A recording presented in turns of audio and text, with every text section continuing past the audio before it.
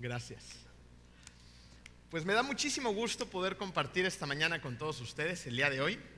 La verdad es que es un honor y es un privilegio poder estar aquí. El día de hoy quiero empezar con una pregunta muy básica, muy simple, pero muy importante. ¿Cómo sabes cómo vas en la vida? Porque la gran mayoría de las personas que estamos en este mundo estamos persiguiendo cosas bastante similares. Estamos persiguiendo felicidad, ¿no? ¿Quién no quiere ser feliz? Estamos persiguiendo éxito y también estamos persiguiendo paz y tranquilidad en nuestros corazones. Y en la persecución de ese éxito, de esa felicidad, de esa paz, cada uno de nosotros hemos definido cosas que vamos a perseguir, pero también hemos definido cómo le vamos a hacer para alcanzar esos objetivos, esa felicidad. ¿Y saben algo? Lo perseguimos con todo. Lo hemos convertido en nuestro propósito en la vida, lo hemos convertido en nuestra misión principal.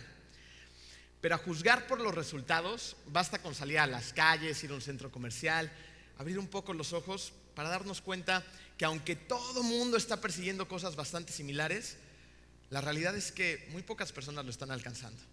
Vemos en los centros comerciales novios peleándose, vemos familias divididas, hijos faltándole respeto a los padres, padres abusando de su autoridad, abusando de sus hijos verbal y físicamente. Vemos un clima tenso en nuestra sociedad. ¿Qué tal cuando vamos manejando? ¿No? Es tenso, y los que vienen de la Ciudad de México peor. Para entenderlo mejor, ¿por qué no están funcionando las cosas? ¿Por qué la gente no está verdaderamente alcanzando su propósito de felicidad, éxito y tranquilidad? Vamos a ver rápidamente que la gente vive en uno de los tres siguientes niveles. El primero, ya están sus tres primeros espacios subrayados llenos para evitarles la distracción, ya luego agarramos el paso. ¿Ok? Pero el primero es la supervivencia. Gente que no vive, gente que realmente solamente existe. Este es el nivel más bajo de los tres. Son personas que han decidido que su vida es terrible, que su rutina de día a día es la cosa más espantosa que pueden tener. Su casa parece un campo de batalla, su trabajo es horrible y espantoso, no disfrutan nada, trabajan realmente en lo que hay, no en lo que les gusta, y tratan de llevar el sustento mínimo a la casa. Y al día siguiente otra vez empiezan con lo mismo. Esto trae un montón de estrés a sus vidas. La mayoría de estas personas son personas sin objetivos, sin ambiciones mayores, y su lucha diaria resulta ser por las cosas más elementales, más básicas. El segundo nivel es un poquito más elevado y es el éxito material. Y lo pongo entre comillas, ¿por qué? Miren, son personas que han alcanzado un nivel económico hasta cierto punto estable y cómodo. Personas que gozan de cierto prestigio, de ciertas posesiones, de placeres, y además se dan el lujo de ciertas cosas. Lo curioso es que las personas que están en este grupo constantemente se hacen esta pregunta: bueno, si me va bien, si tengo cierto éxito, si tengo ciertas cosas, ¿por qué de repente me siento tan vacío? ¿Por qué hay momentos en los que la soledad me golpea poderosamente? ¿Por qué estoy lleno de insatisfacción? Se sorprenderían de la cantidad de personas de éxito que viven ahí. Es gente que ha confundido conseguir objetivos con ser felices. Así que el primer grupo piensan que no son felices porque no tienen lo que tiene el segundo grupo. Y los del segundo creen que necesitan más de lo que ya tienen y no les satisface para ser verdaderamente felices.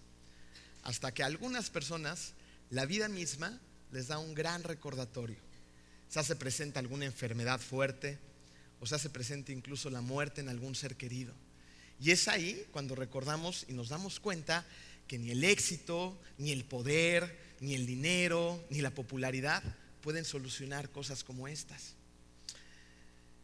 A veces estas cosas tienen el poder de recordarnos que tenemos un verdadero propósito en este mundo. Proverbios 16:4 dice: toda obra del Señor tiene un propósito. Todo lo que existe. Tú eres creación de Dios. Entonces tú tienes un propósito en este mundo y además eres parte de un plan maravilloso. Y miren, la Biblia dice que el verdadero éxito, la verdadera felicidad y la verdadera satisfacción llegan a tu vida cuando vives para el propósito que Dios te mandó a esta tierra. Solamente así vas a poder disfrutar realmente de ese éxito y esa felicidad verdadera. Cuando haces eso, cuando ubicas el propósito por el cual estás aquí de parte de Dios, puedes aspirar o puedes vivir en el tercer nivel, que son las personas que viven una vida con significado. ¿A quién no nos gustaría vivir una vida con significado? Si ya la estás viviendo, wow, ¿ok? Este es el tipo de vida que se vive cuando sabes qué estás haciendo aquí. Sabes que tu vida cuenta, que tu vida tiene un impacto eterno y que hay una razón para tu existencia. Eso le da significado a nuestra vida. Es gente que trascienda los objetivos mundanos, nada más andar persiguiendo cosas materiales, y viven con un propósito mayor.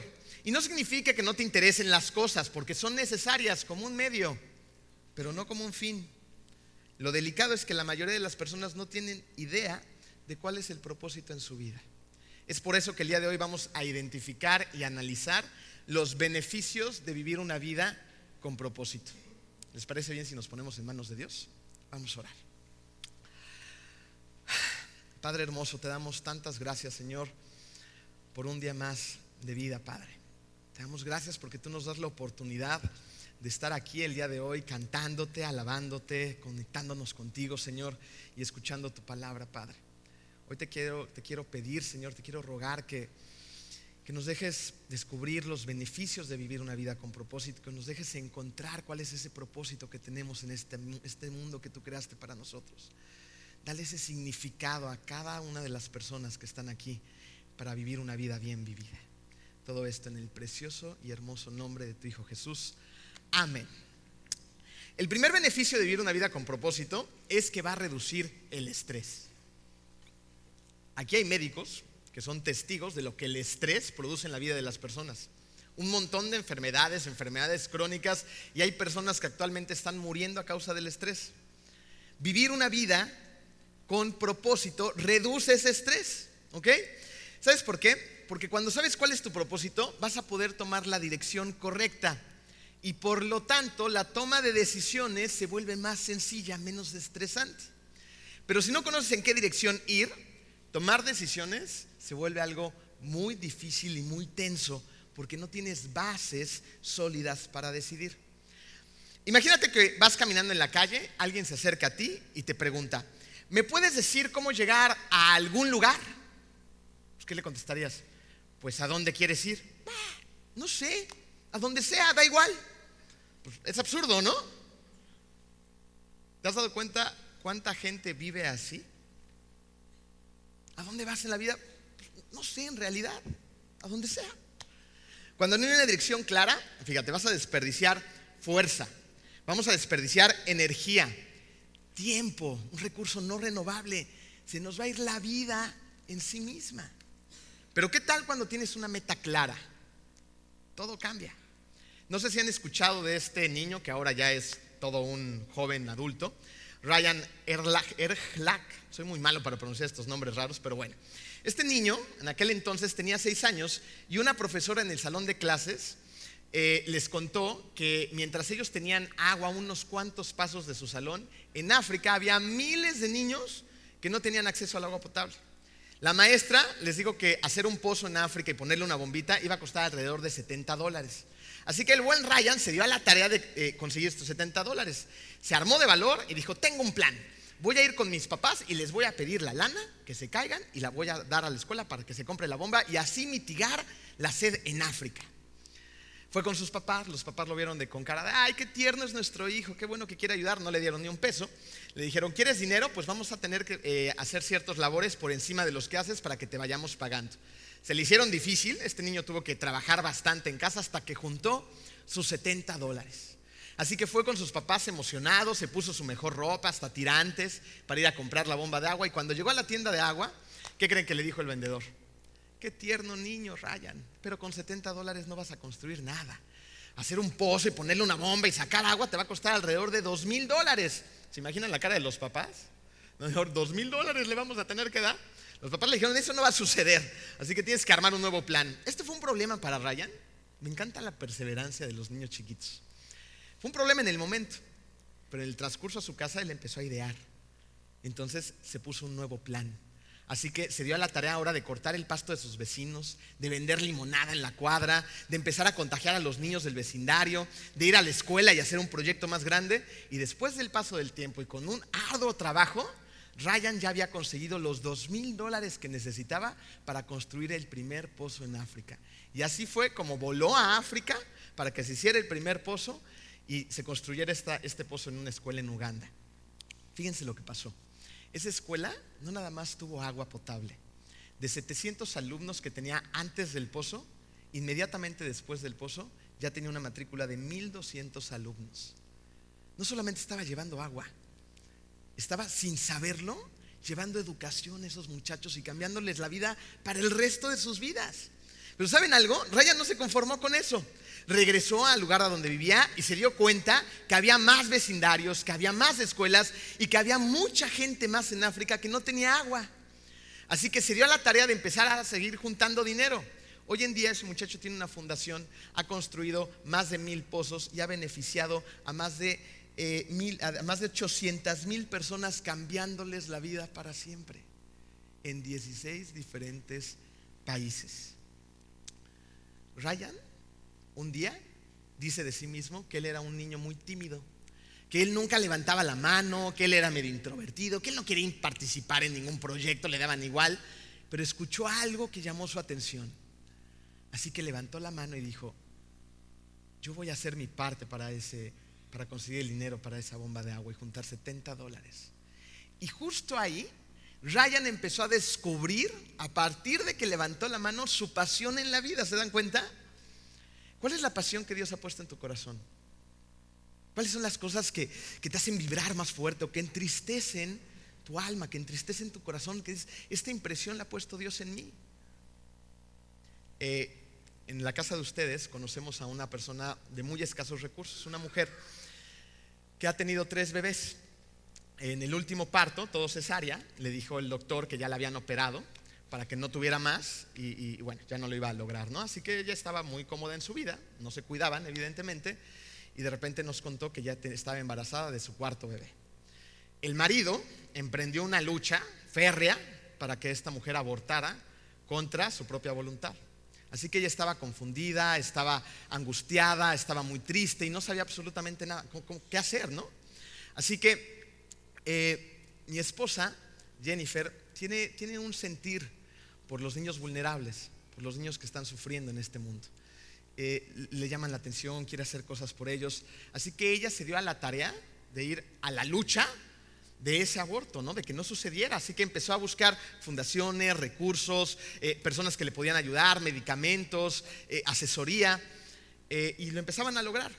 Pocos días después llegó esta señora sintiéndose bastante mal, con la cara completamente demacrada, y nos contó que ya estaba empezando a tomar un montón de pastillas para abortar y se sentía terriblemente mal. Así que Jennifer en ese momento la subió al coche y se la llevó a su ginecóloga para ver cómo estaba el bebé, ¿no? ¿Qué le había pasado al bebito? La ginecóloga le dijo que estaba el bebé perfectamente bien. Cuando Jennifer me estaba contando esto en casa, ella tenía todos sus ojos llenos de lágrimas y decía: estuvimos escuchando el latido del corazón del bebé. Lo vimos completamente formado. Es una cosita de este tamaño, chiquitito, con brazos, con piernas, se ve su cabecita y escuchamos cómo estaba latiendo su corazón. Y la mamá también lo escuchó y también lo vio. Así que algo pasó a partir de eso. Esa señora en ese momento decidió luchar por la vida de su hijo. Se plantó enfrente de su marido y le dijo: no voy a abortar, ese niño va a vivir.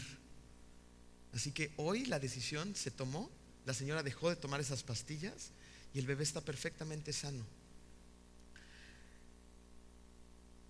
Puedes construir 1,000 pozos en África. Puedes irte de misionero a Medio Oriente. Puedes tratar de salvar la vida de un bebé, siempre y cuando entendamos que una meta clara, que sea de acuerdo a tu forma. ¿Cómo es tu forma? ¿Cuáles son tus talentos? ¿Cuáles son los dones? ¿Cuáles son las cosas que Dios te ha equipado para hacer grandes cosas en este mundo? Y que sea de acuerdo al propósito que Dios puso en tu corazón, te hará una persona inquebrantable, que no se venza ante la adversidad. Pero para averiguar esto debemos de cuestionarnos ciertas cosas. ¿Qué estamos haciendo aquí? ¿Cuál es verdaderamente mi propósito en esta vida? ¿Ser un acumulador de cosas materiales nada más y aspirar a otro coche, otra casa, a más cosas? o hacer cosas que cambien este lugar en donde estamos. ¿Qué pasión ha puesto Dios en tu corazón? Porque si no conoces el propósito mayor, no vas a poder poner objetivos. En cambio, si los conoces, te vas a poder hacer preguntas tan básicas como decir: ¿esta actividad que estoy a punto de realizar me acerca a ese objetivo? ¿Me acerca al camino de Dios? ¿O me aleja del objetivo y me está alejando también de Dios? Cuando tú descubres estas cosas, tu vida empieza a ser liberada del estrés. Otro beneficio de vivir una vida con propósito es que aumenta la motivación. Ahora sí ya tienen que escribir. Aumenta la motivación. El ser humano necesita motivación, ¿ok? Necesitamos motivos por los cuales hacer las cosas. ¿Por qué? Porque cuando la gente no tiene motivos para hacer las cosas, ¿sabes qué pasa? Pues te dan menos ganas de hacerlas. Y las personas empiezan a hacer preguntas tan sencillas como estas: ¿para qué me despierto hoy? ¿Para qué salgo de la cama? Qué flojera otra vez luchar contra el mundo, ir contra la corriente, esto no tiene sentido. Te empiezas a deprimir, empiezas a cerrar las cortinas de la habitación, le empiezas a hacer una cueva y de repente te empiezas a entristecer. Y cuando te das cuenta ya estás en una depresión y se empieza a volver una depresión crónica. Y hay personas que se empiezan a cuestionar después: ¿para qué vivir? Y esa es una realidad en la que hoy se encuentran más de 3,000 personas que hoy van a acabar con su vida por su propia mano. 3,000 personas en el mundo se quitan la vida a sí mismas porque empiezan a hacerse preguntas como estas, porque no tienen un sentido para vivir, porque no han encontrado un propósito. Cuando no encuentras una razón para seguir viviendo, te empiezas a cuestionar. Es por eso que la industria de la motivación es una industria multimillonaria. Vayan a los pasillos de las librerías y cuáles son los temas de los que hay más libros, ¿no? Superación personal, motivación, tú puedes, un montón de conferencias en todo el mundo, seminarios, ¿no? Y esa motivación es buena hasta cierto punto, pero te tengo una noticia: no dura. De repente necesitas más, en dosis más fuertes, en más cantidades. Es una motivación temporal. Miren, hay 3 tipos de motivación. La externa, ¿ok? La externa, no sé si han visto esta imagen donde hay un hombre que trae una caña de pescar y ponen una zanahoria al frente, ¿no? Entonces ahí va la persona tratando de alcanzar la zanahoria, pero la zanahoria es inalcanzable, ¿no? Entonces el hombre sigue caminando hacia el frente. Cuando se da cuenta de que ya no puede alcanzar ese objetivo que le han vendido, que se ha puesto, ¿ok? Entonces viene el garrote, ¿ok? El garrote es el tipo de motivación que te dice: si no cumples ciertos objetivos te vas a quedar sin trabajo, si no vendes tanto te vamos a bajar el sueldo, ¿ok? Entonces la motivación externa de la zanahoria que quieres alcanzar o del garrote. Hay otro segundo tipo de motivación, la interna. Objetivos que tú mismo te pones, ¿ok? O que vas a algún seminario y te dicen: tú puedes, solamente esfuérzate, concéntrate en eso y todo el universo va a conspirar para que lo logres, ¿ok? Y de repente te das cuenta que ese objetivo ni siquiera tiene que ver contigo, no tienes la capacidad para alcanzarlo, te frustras y la motivación se extingue. Pero hay un tercer tipo de motivación, es la externa. Perdón, la externa ya la dije, es la eterna. El propósito de Dios. Su nombre lo dice todo. La motivación eterna es permanente. Ahí es cuando identificas el propósito de Dios en tu vida y dejas de perseguir tus propios propósitos. Ahí es cuando vives para lo que Dios te creó.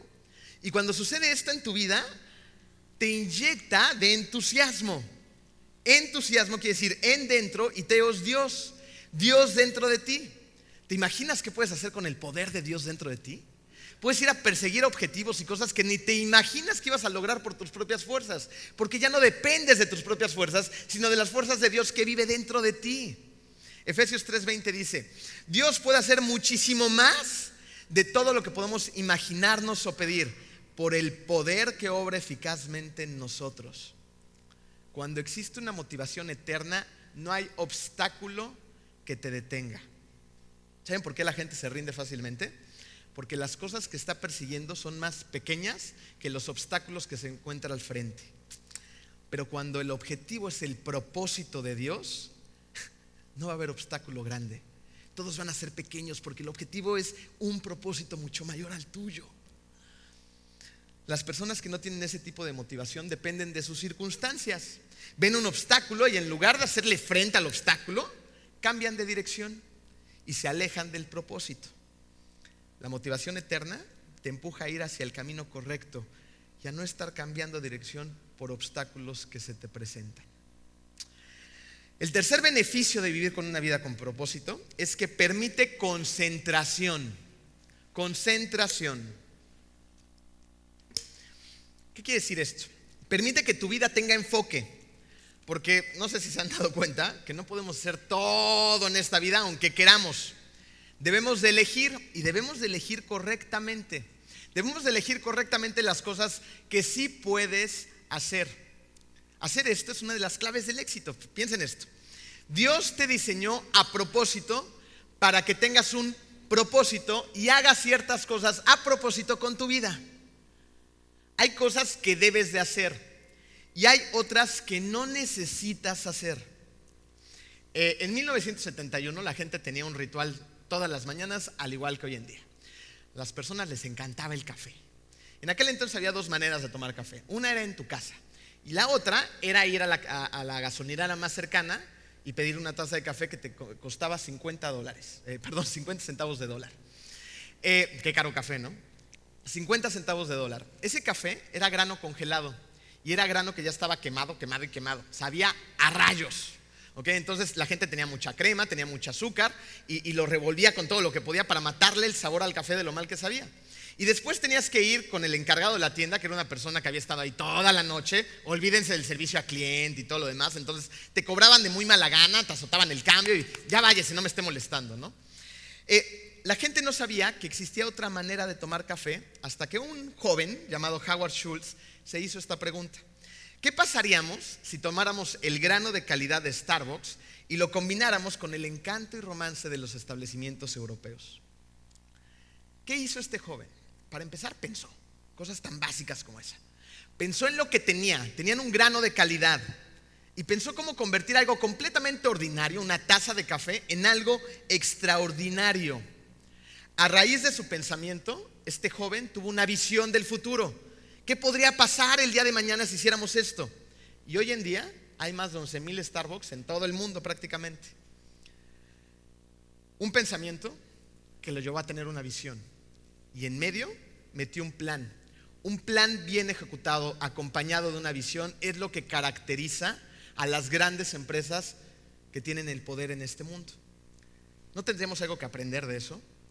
¿No sería interesante pensar un poquito acerca de nuestras propias vidas para ver si tenemos una visión del futuro de nuestra propia vida y crear un plan para ejecutarlo, para alcanzar esa visión? Su plan era concentrarse en el café y elevarlo a un nivel superior. No sé si se han dado cuenta, pero cuando ustedes entran en un Starbucks, no huele a comida, huele a café. Lo único que percibimos es el aroma del café. La comida que venden no despide olor y está perfectamente empaquetada para que no contamine el aroma del café, porque el propósito de Starbucks es el café. Así que todo lo demás es un complemento o sale sobrando. Para ellos es pérdida de tiempo y de recursos. Para la gente es lo mismo, solamente que enfocado en tu vida. ¿Cuál es tu propósito en la vida? El de Starbucks es el café. ¿Cuál es el tuyo? Si tienes un propósito ya en tu vida, ok, muy bien. ¿Cómo voy respecto a ese propósito? Si te haces estas dos preguntas, vas a tener la capacidad de reducir y enfocarte en lo importante. Me voy a fijar en lo que voy a hacer y no me voy a estar desviando del camino, tomando atajos o tomando otras alternativas. Proverbios 4, 25 al 27 dice: mira siempre adelante, mira siempre de frente, fíjate bien en dónde pones los pies y siempre pisarás terreno firme. No te desvíes de tu camino, evita el andar en malos pasos. Pon tu mente en el propósito de Dios para tu vida. Camina hacia esa dirección y no te distraigas. Un buen ejemplo de esto es Pablo. Pablo fue un hombre que hizo cosas asombrosas. ¿Okay? Plantó iglesias por todos lados, les escribió un montón de cartas que hasta el día de hoy leemos en el Nuevo Testamento, porque era un hombre completamente enfocado. Miren lo que dice una de sus cartas a los Filipenses 3, 13 al 14. Más bien una cosa hago, olvidando lo que queda atrás y esforzándome por alcanzar lo que está adelante, sigo avanzando hacia la meta. Pablo tenía un propósito claro. Esto es lo que voy a hacer y nada me va a distraer. Sé que la época de Pablo era muy diferente a la de ahora. En la época de Pablo no había Netflix, no había Spotify, no había un montón de salas de cine por todos lados, no había centros comerciales, ¿no? te podías enfocar fácilmente. Hay cosas en tu vida que son buenas. ¿Estamos de acuerdo? Hay muchas cosas que son buenas para tu cuerpo, para tu salud, para tu mente. Pero piensa en esto. Hay cosas que no solamente son buenas, sino son excelentes. Podemos perdernos el propósito de Dios en nuestra vida por solamente estar haciendo cosas buenas y no darle espacio a las que son excelentes. Necesitamos enfocarnos en las excelentes para gozar de este beneficio en nuestra vida. El número 4 es que atrae cooperación. Atrae cooperación a nuestra vida. Esta es una gran noticia, pero la realidad es que también es una gran responsabilidad. Pocas cosas en este mundo generan tanta atracción como una persona que tiene una misión y que está comprometida con esa misión. ¿Saben qué es eso? Eso es liderazgo, eso es influencia. Cuando tú puedes ejercer influencia sobre una persona para que cambie, actúe o haga algo, estás ejerciendo liderazgo sobre esa persona. Pero para que esto pase, esa persona debe de confiar en ti. Y el carácter del líder es básico, porque si la persona no confía en ti, pues ni siquiera te va a escuchar y evidentemente no te va a seguir. Pero si confía en ti, esa persona te va a seguir. Y en ese momento necesitas tener algo más. Necesitas estar comprometido. La gente que transforma al mundo es gente que está comprometida. Es gente que tiene profundas convicciones. Uno de los ejemplos más impactantes que vemos en la vida de la Biblia es la vida de Nehemías. Él, cuando era copero del rey en Persa, recibió una noticia que entristeció su corazón. Le dijeron que las murallas de su ciudad de Jerusalén habían sido completamente destruidas, que las puertas de la ciudad habían sido quemadas, que muchos pueblos vecinos estaban abusando a raíz de que no tenían protección de todos ellos. Los estaban robando, los estaban acechando, abusaban de las mujeres por las noches, les robaban todo el tiempo. Entonces el corazón de Nehemías verdaderamente se entristeció. La Biblia dice que Nehemías era un hombre que normalmente estaba de buenas, ¿no? Y era muy cercano al rey porque era el copero del rey. Entonces su trabajo era probar el vino para ver que el rey no fuera a ser envenenado. Se me hace que el rey le gustaba mucho el vino porque tenía mucho contacto con Nehemías, ¿no? Así que se dio cuenta rápidamente de que Nehemías estaba triste y lo cuestionó. Le dijo: ¿qué te pasa, Nehemías? Nehemías oró en ese momento y le pidió a Dios que le diera la sabiduría y la potencia para decirle lo que estaba pasando. Y le contó pues lo que ya sabemos, que las murallas de la ciudad estaban derribadas, que las puertas estaban quemadas, los abusos que estaban sucediendo en Jerusalén. Así que el rey le dijo: pues ve a arreglarlas, si eso es lo que quieres hacer. Así que Nehemías estaba muy contento, pero no se conformó con eso. Él necesitaba llegar con vida a la ciudad, y en aquel entonces las ciudades eran muy peligrosas. Así que le pidió al rey que le extendiera cartas dirigidas a los otros reyes para que le dieran libre paso y él pudiera llegar con vida. Así que el rey ahora le extendió las cartas, pero no solamente se quedó ahí. Nehemías ahora necesitaba recursos, necesitaba materiales para reconstruir las murallas y las puertas de la ciudad. Así que también se las pidió al rey. ¿Se dan cuenta de todo lo que está pasando? Y el rey se las proporcionó. Y no solamente eso, además le proporcionó gente que lo acompañara y le llevara todo ese material hasta Jerusalén. ¡Wow! Él regresó a Jerusalén a dirigir la reconstrucción de las murallas y se encontró con un grupo de gente a la que Nehemías les dice en Nehemías 2, 17 al 18: ustedes saben muy bien las dificultades en las que estamos. Jerusalén yace en ruinas y sus puertas fueron destruidas por fuego. Reconstruyamos la muralla de Jerusalén y pongamos fin a esta desgracia. Entonces les conté cómo la bondadosa mano de Dios había estado conmigo y les relaté lo que el rey me había dicho. Fíjense lo que está pasando en este pequeño versículo. Nehemías no solamente los está motivando, le está diciendo: vamos a poner fin a esta desgracia. Es motivador, ¿no? Vamos a acabar con lo que nos está pasando. Además, les explica el propósito de Dios. Cómo Dios proveyó, cómo Dios abrió puertas, cómo Dios proveyó de recursos, cómo Dios proveyó de apoyo. Y cuando les explica esto, que esto es el propósito de Dios, la gente responde esto en Nehemías 2:18. Al oír esto, exclamaron: manos a la obra, y unieron la acción a la palabra. Y tan solo 52 días después, las murallas de la ciudad con todo y sus puertas habían sido reconstruidas cuando muchos años atrás no habían podido hacerlo. Para los que piensan que si no están sirviendo en la iglesia, no están dentro de un ministerio, no son activos dentro de comunidad de fe, no tienen grupos pequeños. La historia de Nehemías es una excelente lección. Nehemías no era un maestro de la ley, no era un fariseo, no trabajaba para la institución de la iglesia, nada de esto. Nehemías era un copero, era un hábil administrador de los recursos y además se nota que era un buen diplomático. Tenía dones y talentos que Dios le había dado, ¿se dan cuenta? ¿Qué hizo Nehemías? Los usó para la gloria de Dios, sin necesidad de trabajar en un ministerio. Esta sala está llena, está repleta de líderes como Nehemías.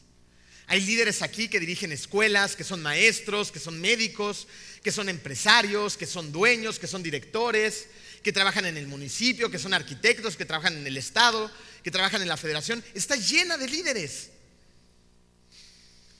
Cuando no vives para el propósito de Dios, cuando no vives cuando el propósito de Dios ha puesto algo en tu corazón, no solamente estás desperdiciando los talentos que Dios te dio para cumplir su propósito, sino que en ese momento estás dejando fuera del alcance de las bendiciones a un montón de personas para las que tú deberías de ser usado para llevar esas bendiciones hasta ellos. No solamente te las pierdes tú, si no vivimos para ese propósito, afectamos a los demás. Imagínense si Lutero no hubiera protestado. Imagínense si Martin Luther King no hubiera tenido un sueño. Imagínense si Marco y Karina no hubieran decidido fundar Comunidad de Fe. Nos hubieran dejado sin muchas bendiciones. Si no hubieran aceptado la responsabilidad de ir a levantar las murallas para los que ellos fueron llamados. Así que cada uno de nosotros debemos de aceptar nuestra responsabilidad e ir a levantar las murallas para las que Dios nos ha designado. El propósito de Dios en nuestro corazón, para lo que nos creó. Estos beneficios de los que les acabamos de platicar son beneficios que tenemos en la tierra, pero también hay beneficios cuando estemos ante la presencia de Dios, beneficios eternos. Su último punto dice: me prepara para la evaluación de Dios. Dios te creó y te equipó a propósito para hacer su propósito. Esto quiere decir que Dios ha invertido en ti, ha hecho una inversión con tu vida, ¿ok? Y según la parábola de los talentos, un día te va a pedir cuentas de su inversión. Y Dios te va a analizar en las siguientes dos áreas. La primera es: ¿qué hiciste con su Hijo Jesucristo? Él va a analizar tu vida y se va a dar cuenta perfectamente si primero lo aceptaste y lo seguiste, ¿ok? Y Él te va a preguntar: envié a mi Hijo para que tuvieras una relación con Él. ¿Lo hiciste? Espero que entiendas la importancia de esta primera pregunta. Porque si esta primera pregunta es negativa, dices: no lo seguí, no lo acepté, ya no hay más. Tu destino está con el crujir de dientes. No va a haber más preguntas. Pero si por gloria de Dios y por gracia de Dios lo tienes en tu corazón, va a poder seguir con la que sigue. Así que te va a preguntar lo siguiente: ¿qué hiciste con los talentos y con los dones que te di? El tiempo, la energía, las oportunidades, tus dones, ¿los usaste para llevar a cabo mi plan o seguiste tu plan? ¿Con qué cara le vas a decir: ay Dios, es que la verdad es que no tuve tiempo, estaba bien ocupado llevando a cabo mis planes? Y sí, sentía que había cosas que tú me decías, había impresiones en mi corazón, vi claramente las oportunidades, pero no tenía tiempo. ¿Me das otra oportunidad? No hay otra oportunidad. Romanos 10:12 nos dice: todos tendremos que comparecer ante el tribunal de Dios. Así que cada uno de nosotros tendrá que dar cuentas de sí a Dios. Qué fuerte, ¿no? Esto nos tendría que motivar. Esto nos da los motivos necesarios para hacer las cosas y alcanzar el potencial que Dios ha puesto en nosotros. ¿Con qué podemos empezar? Número 1, identifica qué ha dirigido tu vida hasta ahora. Presta atención, detente a pensar un ratito, porque te des cuenta o no, algo te ha estado dirigiendo. ¿Qué es lo que te está dirigiendo? ¿La motivación del dinero, del poder, del placer? ¿La culpa? ¿El miedo? ¿Las expectativas que otros han puesto sobre ti? Algo está dirigiendo tu vida. Ojalá que sea el anhelo de perseguir el amor de Dios. Efesios 5:15 dice: así que tengan cuidado de su manera de vivir. Tenemos que cuidarnos, tenemos que prestar atención. Trata de identificar este día qué te guía y hacia dónde te está llevando lo que te está guiando. Número 2, creer que Dios tiene un propósito para tu vida. Necesitamos estar convencidos de esto, porque si no, nada más vamos a salir motivados, ¿no? Motivados de una manera externa. Pero si lo crees en tu corazón, si de verdad vives esto, vas a salir con profundas convicciones, o las vas a recordar y las vas a traer de regreso. Pero para eso necesitamos creer que Dios realmente tiene un plan para mi vida. Efesios 2:10 dice: porque somos hechura de Dios, creados en Cristo Jesús para buenas obras, las cuales Dios dispuso de antemano a fin de que las pongamos en práctica. Y por último, recibir a Jesucristo. Efesios 1:4-5 dice: incluso antes de haber hecho el mundo, Dios nos amó y nos eligió en Cristo para que seamos santos e intachables a sus ojos.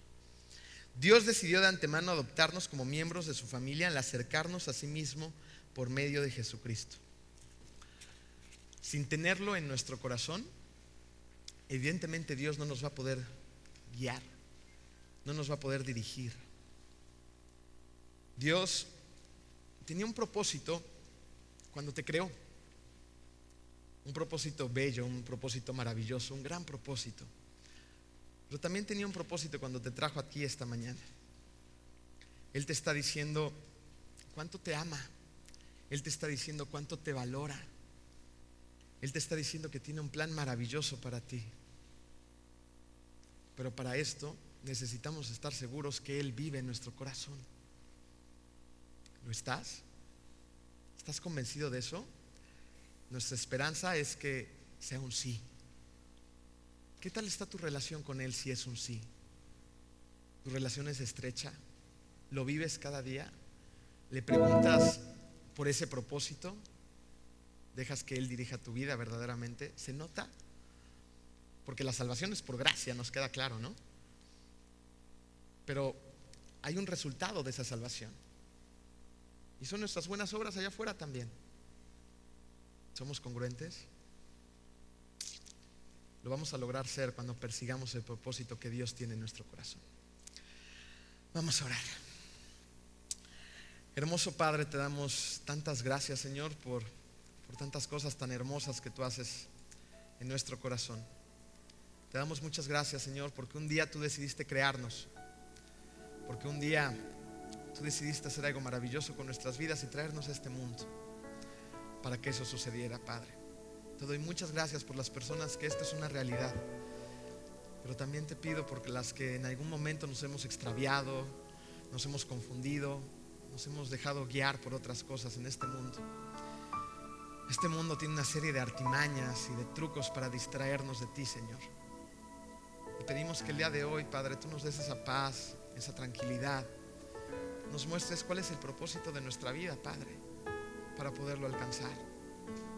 Te pedimos, Señor, que nos dejes claros los beneficios que ello trae a nuestras vidas, que queremos una vida menos estresante, queremos una vida más enfocada, queremos una vida completamente llena de ti, Padre. Ayúdame a identificar lo que me ha estado dirigiendo, Señor. Pero sobre todo hoy, Señor, ayúdame a estar seguro de que tu Hijo Jesús ha sido aceptado por mí en esta tierra, Señor. El día de hoy, Padre, te queremos pedir que si hay alguien en esta sala que no tenga esa relación contigo, Padre, se atreva a tenerla, Señor, y que hoy pueda descubrir la maravilla de vivir de tu mano, Padre. Señor, el día de hoy te quiero decir que te reconozco como un Dios fuerte, como un Dios valiente, como un Dios todopoderoso, que envió a su Hijo Jesús un día para caminar hacia esa cruz, ser clavado y morir por mí. Te quiero decir que quiero aceptarte, Padre, en mi vida, que quiero que tú dirijas mi vida, Señor, que quiero que tú seas el piloto, que quiero que tú plantes esos sueños en mi corazón, Padre, para que mi vida tenga una vida con propósito, y que el día que esté ante tu presencia, Padre, te pueda ver a los ojos y te diga: sí, Señor, acepté a Jesús en mi corazón, lo seguí y decidí obedecerlo. Y además, Padre hermoso, utilicé todos los dones y los talentos para hacer tu obra y no la mía. Y que Él te vea con esos ojos de amor, con esos ojos de cariño, te abrace contra su regazo y te diga: bienvenido a casa, hijo mío. Entra, siervo bueno y fiel, a gozar de la eternidad junto a mí. Todo esto en el poderoso nombre de tu Hijo Jesús. Amén.